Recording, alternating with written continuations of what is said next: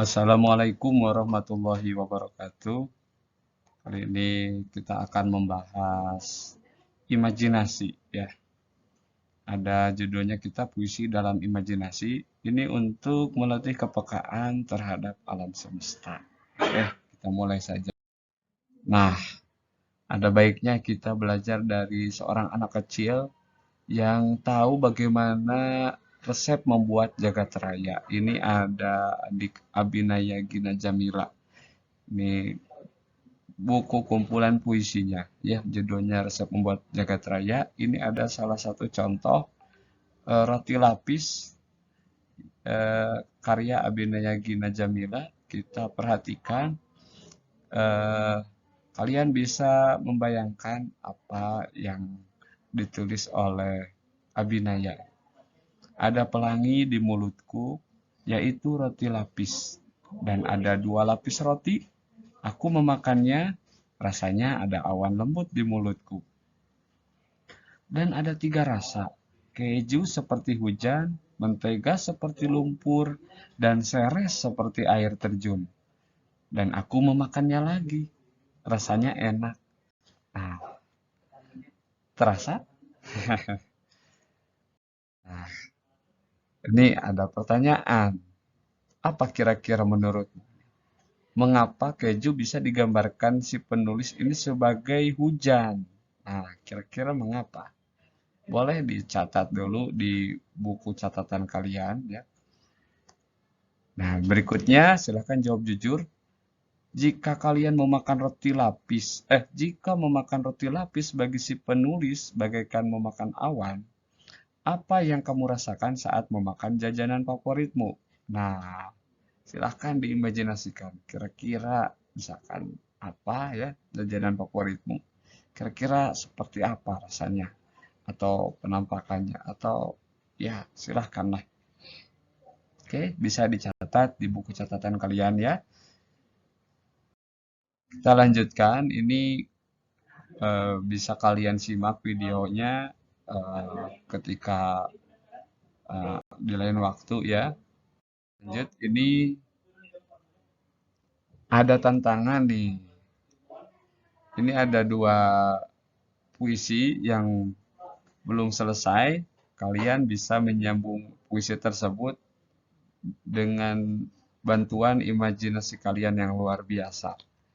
Nih, sambung puisi ya. Puisi pertama ini cerita pengantar tidur tidak pernah sukses mengantarnya tidur nyenyak. Kemarin dia memikirkan kelinci si pelari cepat yang kalah dari kura-kura. Nah, kira-kira sambungannya seperti apa? Silahkan. Atau mau sambung yang ini boleh. Yang kedua nih, sebuah pohon mangga di belakang perpustakaan, di bawah teduhnya, aku sembunyikan sebuah cerita dari masa sekolahku. Nah, kira-kira enaknya yang mana nih? Bolehlah pilih salah satu. Mau dua-duanya juga ya tidak apa-apa ya. Bagus. Oke, ini tantangan pertama. Nanti ditulis di buku catatanmu. Bapak akan memeriksa nanti ya. Nah, ini contoh saja. Bapak sudah membuatnya lebih dulu. Ini hanya sekedar contoh. Bapak kasih judul cerita pengantar tidur. Cerita pengantar tidur tidak pernah sukses mengantarnya tidur nyenyak. Kemarin dia memikirkan kelinci si pelari cepat yang kalah dari kura-kura. Malam ini, pikirannya capek merencanakan tipu muslihat agar kura-kura tak keluar dari cangkangnya. Rupanya dia kalah cepat. Cangkang matanya menelannya ke alam mimpi. Nah, seperti itu. Jadi hanya memainkan kata-kata yang ada di situ saja. Kita sambungkan dengan imajinasi. Ya, hasilnya nanti akan memukau ya. Oke, tantangan pertama. Nah, ini berikutnya kalian bisa mengamati benda-benda sekitar kalian sebagai apa ya? Pemicu imajinasi kalian ya. Ini ada rumah karya Abinaya Gina Jamila ya. Di rumahku berwarna oranye seperti buah labu. Pagarnya tinggi ditutupi semut berwarna hitam. Rumahku memiliki 4 jendela, juga pintu yang besar agar aku bisa keluar masuk rumah. Lalu karpetnya berada di lantai dan lantai berwarna putih seperti bunga melati. Di kamarku ada kasur seperti kue buatanku.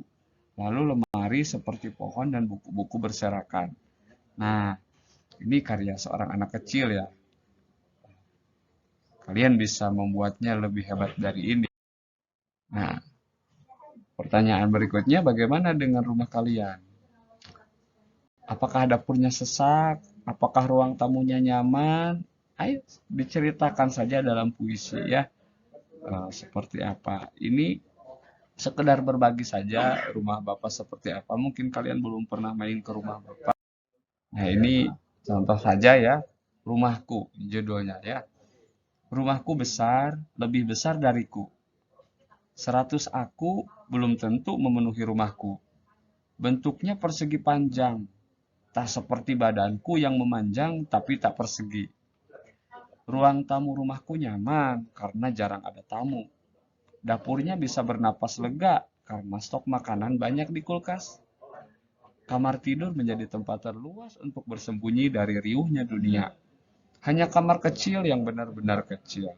Nah, itu hanya sekedar contoh. Ya, kalian bisa berimajinasi lagi lebih dari ini ya. Bapak juga ingin tahu nih rumah kalian seperti. Nah, ini nanti ada video yang bisa kamu simak di rumah ya dengan santai. Ini ada wejangan ya sedikit saja. Cara mengasah proses kreatif menulis puisi. Dari puisi-puisi yang sudah ditunjukkan dalam materi-materi sebelumnya, kita bisa tahu bahwa kita sebaiknya tidak meremehkan benda-benda di sekitar, ya. Peristiwa-peristiwa sehari-hari, tempat-tempat yang sering dikunjungi, orang yang kita temui, kegelisahan pada perubahan tempat kelahiran, identitas kedaerahan kita, bahkan pekerjaan rumah. Nah, semuanya itu dapat menjadi bagian dari proses kreatif kita. Yang penting kita peka ya, melatih kepekaan dengan imajinasi kita. Itu saja, terima kasih. Sedikit penutup dari John Lennon bahwa realitas meninggalkan banyak imajinasi. Assalamualaikum warahmatullahi wabarakatuh.